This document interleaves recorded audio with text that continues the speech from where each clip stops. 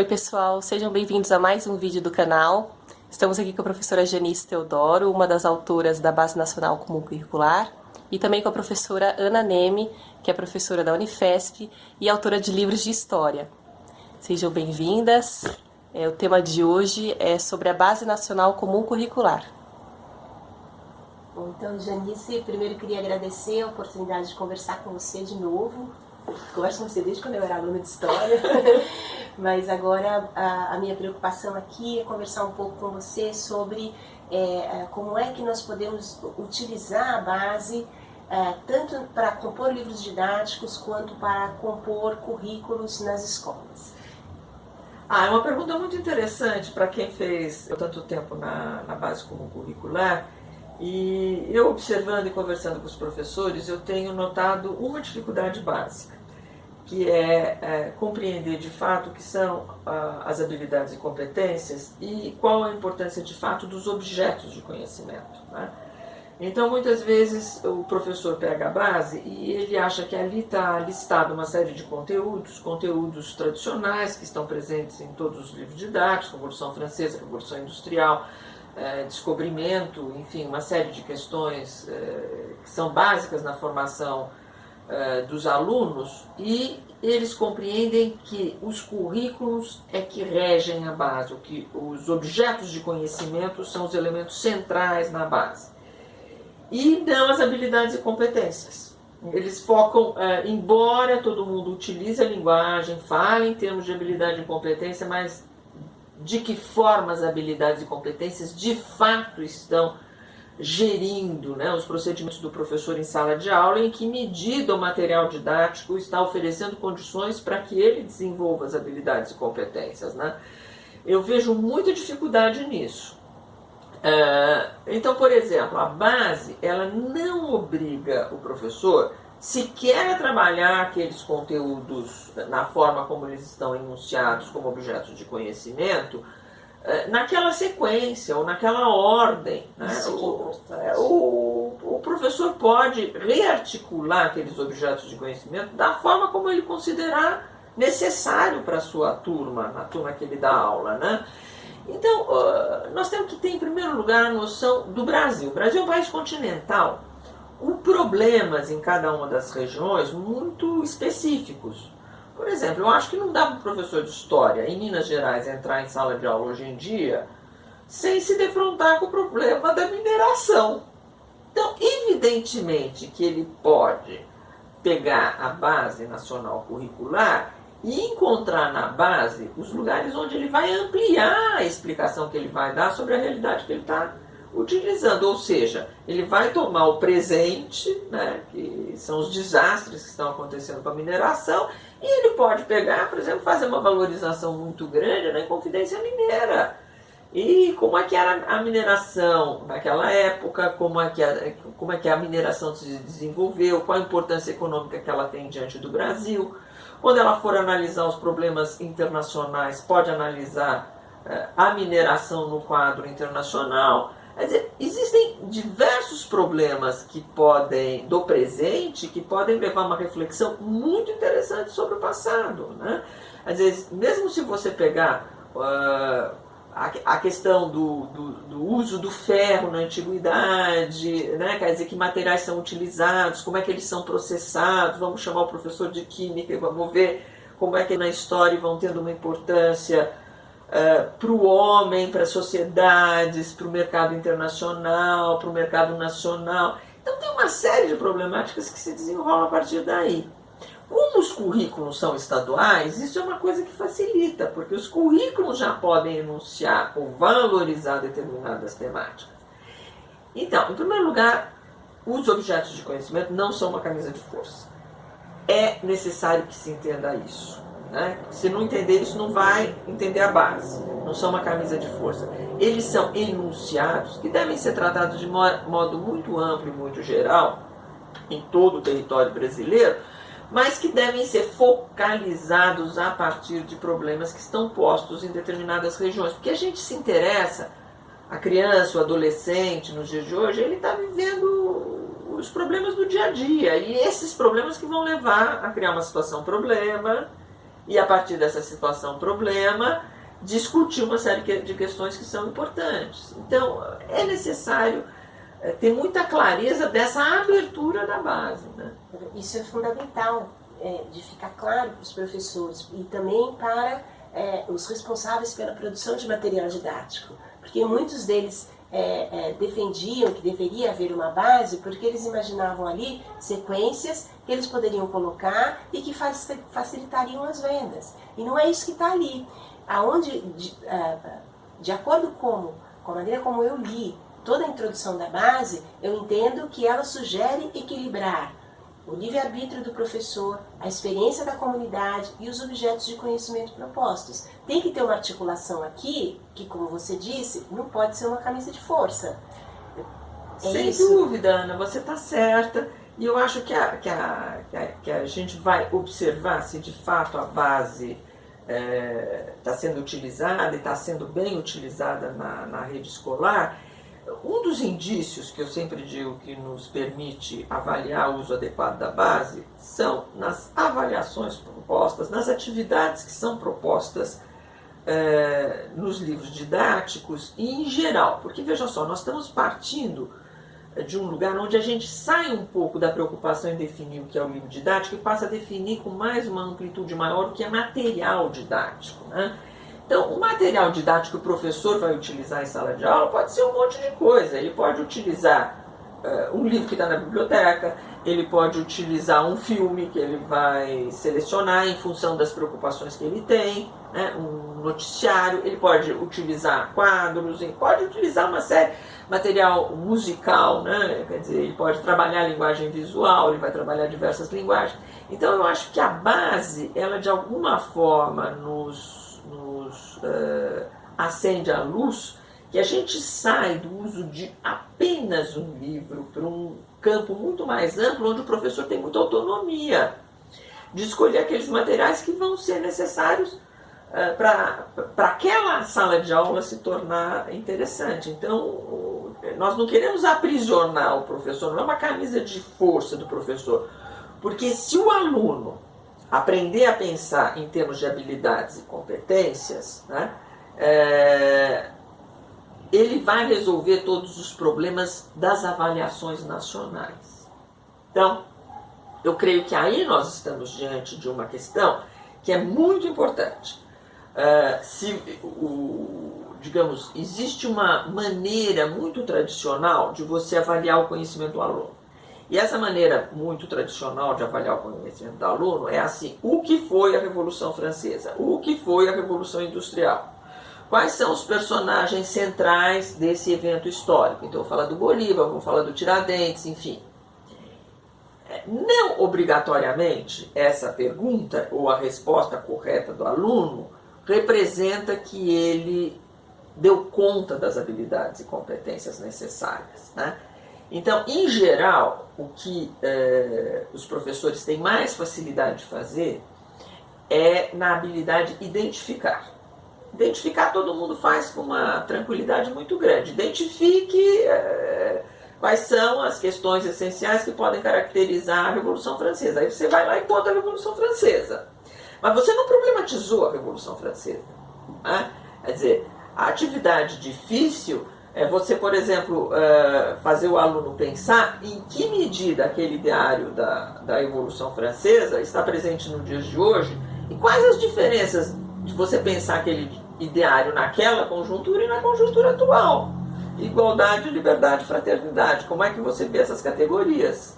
Né? Como é que você pensa a fraternidade, que é uma questão pouco pensada, vamos dizer assim, liberdade é mais pensada, igualdade muito mais de todas. Então, só se você analisar cada uma dessas palavras, né, embora a sua narrativa sobre a Revolução Francesa seja muito pequenininha, você não vai contar uma história muito longa, com muito detalhe, você vai contar uma história pequena, você vai levar o aluno a pensar uma série de coisas. Ou você pode pegar um objeto, a guilhotina, por exemplo, e pensar a morte para a guilhotina, até quando a guilhotina existiu na França, em que medida ela é necessária ou não é necessária, o que significa a violência praticada no processo revolucionário e a violência no cotidiano.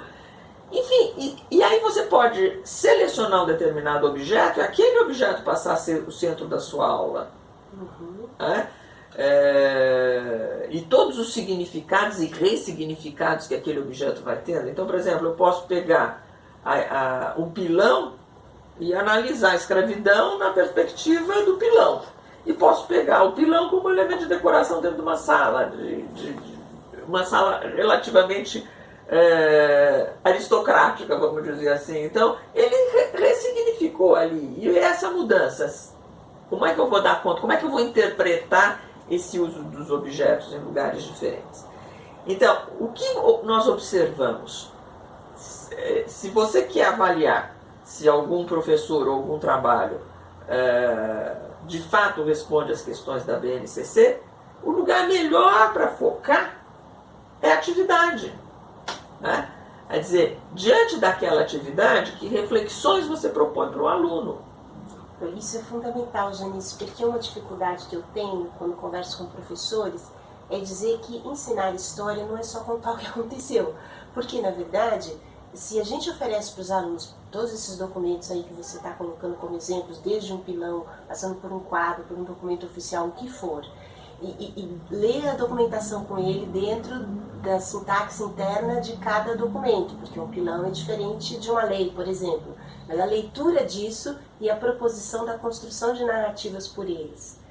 Esse passo aqui é um pouco difícil, queria que você comentasse isso. Então, eu tenho a sensação que o que está faltando para o professor, para auxiliar o professor, né, para se colocar na mão do professor, é passar da noção de livro para de material didático.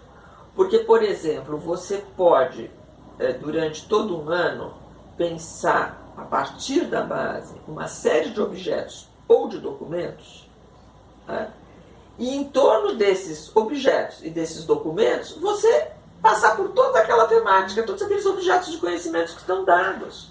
E você vai estar ensinando o que é essencial na arte da história, vamos dizer assim, que é você tomar um documento e a partir dele pensar, porque o que você espera do aluno ao desenvolver a habilidade de competência é que ele seja capaz de identificar aquele objeto. Aquele objeto é feito de madeira e todas as suas características, como é que ele foi esculpido e em que medida ele ganha significado. Aí você vai analisar o objeto em contexto. Segunda habilidade, você vai analisar aquele objeto num determinado contexto. Você pode comparar o uso daquele objeto que é pesado, por exemplo, um pilão, com o uso de um objeto leve, que é uma panela de alumínio. Então você pode pensar um índio utilizando uma tigela de barro que é pesada e vai pegar água, ou você pode pensar como é que seria mais fácil para ele pegar aquela água num objeto de alumínio. Mas o que você destruiria daquela cultura se ele carregasse aquela água numa tigela de alumínio? Então, a partir daí você vai analisando e interpretando qual o sentido, por exemplo. Então você passa da análise para a interpretação e você vai ver, por exemplo, qual o sentido dentro daquela cultura aquele objeto.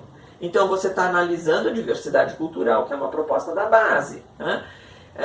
Depois você pode pegar na sociedade industrial a produção em série, o que ela exige, que materiais ela vai exigir para a produção em série. Aí você pode chegar numa questão de meio ambiente, né? Quer dizer, os materiais descartáveis e os materiais não descartáveis, né?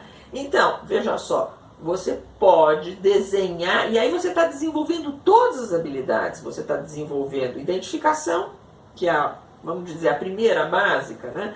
Depois analisa, depois você interpreta, aí você compara, por exemplo, o uso de objetos feitos em série em material reciclável e não reciclável. Então a comparação é um elemento muito importante, né? E outra coisa que também é muito característica somente dos livros didáticos, é o pensamento dual que nós precisamos combater, né? Muitas vezes a gente combate nas redes essas pessoas que se agrupam e uma diz sim, outra diz não e quase se matam entre si, né? Onde é que está ancorado esse pensamento dual? Né? Vem lá de trás. Quer dizer, você pega vencedores e vencidos, patrão e operário. Agora, será que o mundo é feito de dois lados só? Ele é feito de uma infinidade de variáveis. A base, por exemplo, ela nos ensina a perceber que, em geral, os alunos com menos escolaridade conseguem trabalhar duas variáveis. Os alunos com mais escolaridade trabalham 3 ou 4 variáveis. Então, o que você precisa? Você precisa apresentar uma sociedade múltipla. Né? Quer dizer, se você for pensar os jovens na atualidade, né? Como é que eles se organizam, quais são os seus universos. Então você tem o que gosta de funk, o que gosta de samba, você tem o que gosta de rock. Existe uma diversidade, você não trabalha na sociedade contemporânea com duas variáveis, você trabalha com um número infinito de variáveis, tão grande que só o computador pode dar conta delas. Então, se você quer transformar essa juventude em indivíduos capazes de dar conta desta variedade e diante dela ter seu livre-arbítrio, obrigatoriamente você vai ter que sair do raciocínio dual. E se você for pegar os livros tradicionais de história, eles são excessivamente marcados por 2 pontos só. Então você só tem 2 pontos na curva, e a curva é formada de milhões de pontos. Né? E isso quem vai dar? É o livro? Não, é o material, porque o livro ele tem autoria. Né? Então cada um de nós, quando a gente vai explicar a concepção de mundo, etc., eu digo, o raciocínio da Ana, minha colega, é mais ou menos assim, assim, assim. Mas o raciocínio do fulano é mais ou menos assim, assim, assim. E é no confronto de diferentes formas de pensar e analisar que o interlocutor vai se colocar problemas. Né? Agora, se você trata tudo como unidade ou no máximo como um pensamento dual, você não vai incentivar a capacidade de reflexão do receptor da mensagem. Né? Então, isso tudo, de certa forma, está enunciado na base. Agora, transformar isso em material didático é difícil, não é fácil. E oferecer caminhos a partir daquele material para pensar essa realidade também depende da formação dos professores. Né?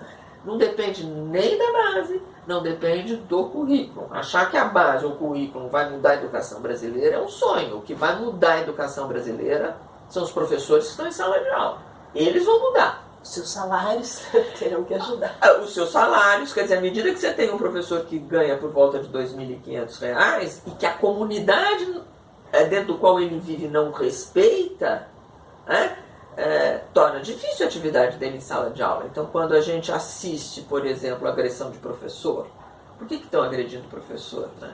Quer dizer, numa sociedade onde você vale a sua conta bancária, né? Quanto vale o professor? Né?